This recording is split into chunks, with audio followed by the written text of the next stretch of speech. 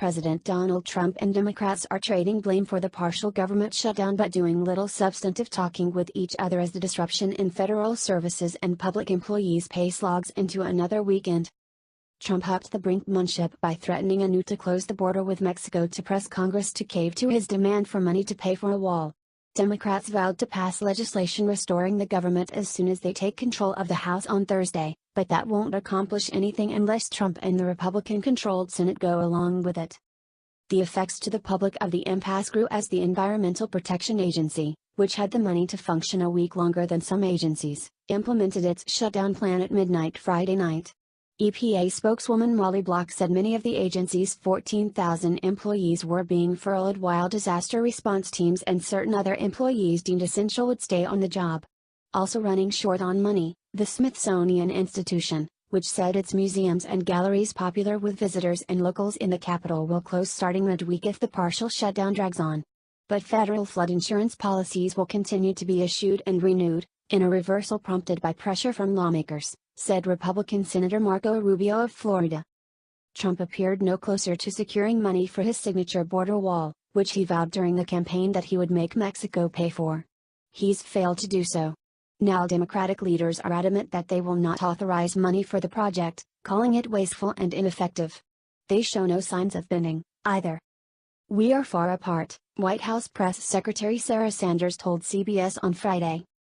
Trump tweeted, "We will be forced to close the southern border entirely if the obstructionist Democrats do not give us the money to finish the wall and also change the ridiculous immigration laws that our country is saddled fault with."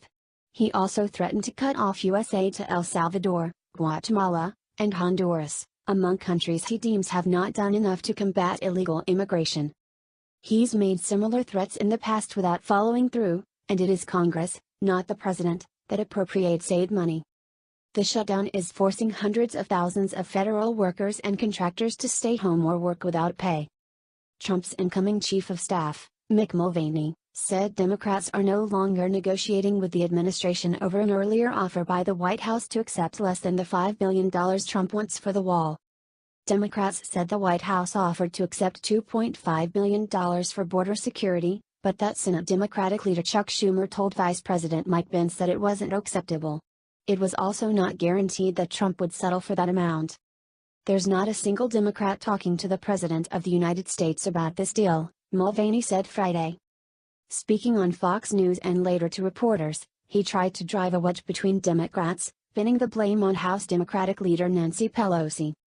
Mulvaney said Schumer was really interested in doing a deal and coming to some sort of compromise, but he understood that Pelosi was at risk of losing the speakership of the House if she went along. "So we're in this for the long haul," he said. In fact, Pelosi has all but locked up the support she needs to win the Speaker's gavel Thursday, and there has been no sign that she and Schumer are in conflict. For the White House to try and blame anyone but the president for this shutdown doesn't pass the laugh test, said Justin Goodman, a spokesman for Schumer. Pelosi has vowed to pass legislation to reopen the 9 shuttered departments and dozens of agencies now hit by the partial shutdown as soon as she takes the gavel, which is expected when the new Congress convenes. But that alone won't solve the shutdown, absent Senate approval and Trump's signature. Pelosi spokesman Joe Hamel added that Democrats united against the wall and won't seriously consider any White House offer unless Trump backs it publicly because he has changed his position so many times. Mexican President Andrés Manuel López Obrador reacted cautiously to Trump's threat to close the border, calling it an internal affair of the U.S. government. "We are always seeking a good relationship with the United States. We do not want to be rash," he said.